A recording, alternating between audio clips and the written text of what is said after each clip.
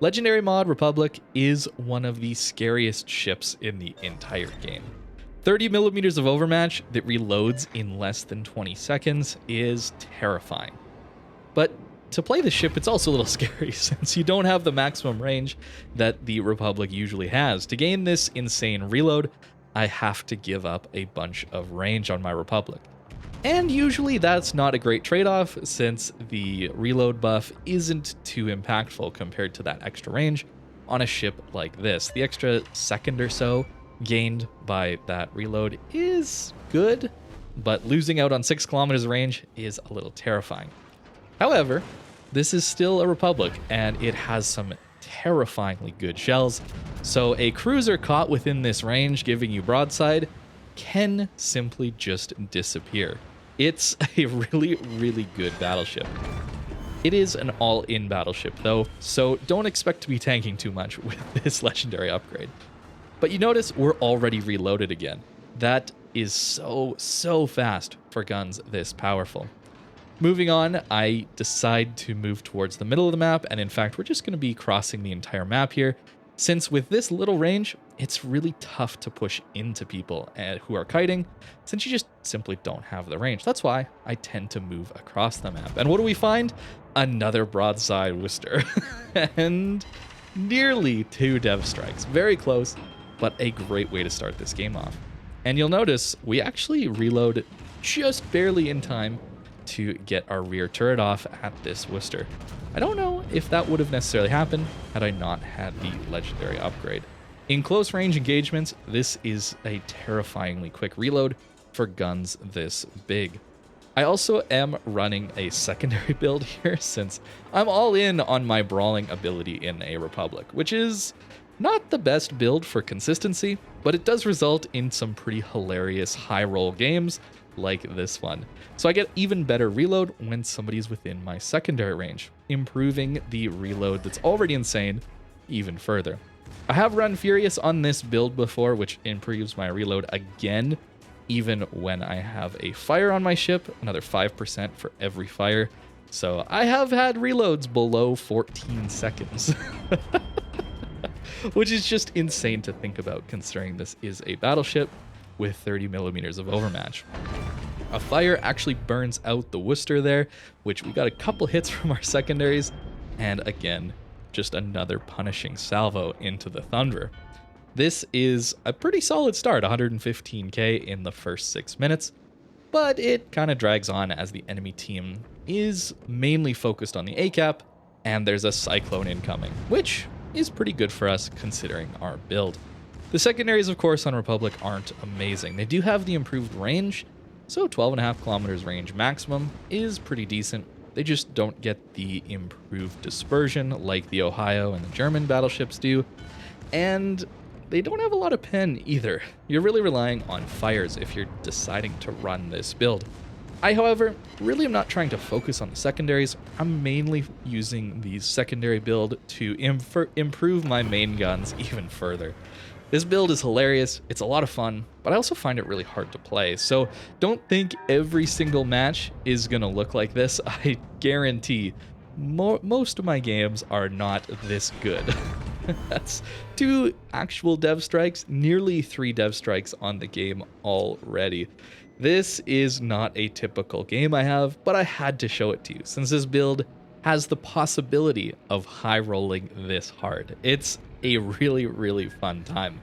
Unfortunately though, of course, it does struggle in these brawls to destroyers, doesn't have the armor, and of course no hydro to deal with some of the torpedoes coming in. However, there are things you can do to mitigate the damage incoming from a destroyer like this. I'm going to turn my guns because I'm terrified of a Kurfürst popping up on my broadside, quite frankly. It is a decently tanky ship broadside. The Turtleback can mitigate some citadels, but I don't want to let a battleship on my broadside for too long, so I'm going to focus on that primarily. However, the Marceau is taken out by the Z-52, and really focus on the salvos coming in from the Z-52. You're going to notice a gap coming up, where he's just not going to be firing at us his main guns, right now in fact. That means he's likely torping. This is why, at this exact moment, I decide to turn in to where the torps are likely coming from. And we happen to dodge all of them since he probably stacked them all on a gray line. So we get a little lucky here, I'm not gonna lie. But that is a great way to tell when a destroyer is going to be torping at you if you're rushing his smoke down and you don't have a hydro. This is something I'm constantly looking for when I'm facing a destroyer in these close range engagements, trying to determine when the torpedoes are coming based on their main gun reload. It's also something I try and think about when I'm playing a destroyer. I don't want to give an enemy ship any indication that I'm torping by stalling out or not firing my guns as quickly as I normally would. It's a dead giveaway that somebody's torping you. Of course, this game is nearly a Kraken, and I'm trying to push through and get to this curve first here, but it is a Cyclone, and he manages to get around the corner and actually go dark. There's no way for me to kill him here, and I'm gonna try a blind fire, I think, but honestly, the Vermont's probably gonna get around the corner and kill him before I even have the opportunity to. But that was a quick 209,000 damage, which with some downtime in the middle that I cut out for the sake of an entertaining video.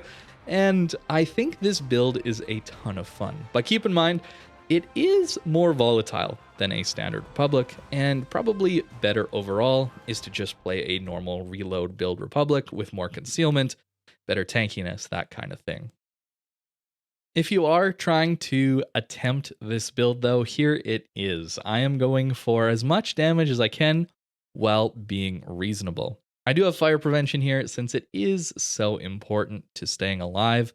Fires tick for a lot on these battleships, but you notice I have given up extra healing and I've given up concealment to gain this close quarters combat bonus from my secondaries, someone within my secondary range.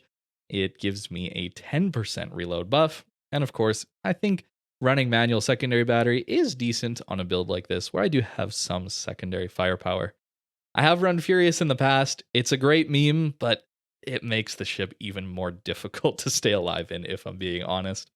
As far as the equipment goes, of course, the legendary upgrade, you see here just how punishing it is for the range. 24% reduced range. It is brutal, but 18% better reload instead of the 12% you get from main battery mod 3. So a reasonable improvement there. Certainly does get you below 20 seconds base, 19.7, so it gets down pretty quick as soon as you activate some adrenaline rush bonuses, and of course, someone's within your secondary range. Damage control system, because I'm very squishy and I'm probably gonna die. I'm running secondary battery mod here since I am attempting to get some use out of the secondaries, but if you really just want to maximize the main guns on a build like this, which I think is probably just better overall, aiming systems mod 1 would be the way to go. And then you could also give up either long-range secondaries and manual battery, secondary battery aiming, I think could be a viable option as well. Or at least just give up manual secondaries and go for something like concealment, a little more consistency. The secondaries aren't going to do a ton of damage, and you're really using the secondary range to boost the main gun reload and not really get main gun or secondary gun damage out of it. There's a lot of ways to build it, and that's why I love these secondary brawling builds. There's always something to tweak and test out and try and play just a little bit different. But of course, it's not the optimal build. It's fun, but it's far from optimal. I hope you guys enjoyed watching this one, and if you have tried this build, let me know how it went for you. Thank you very much for watching, and I hope you have a great rest of your day.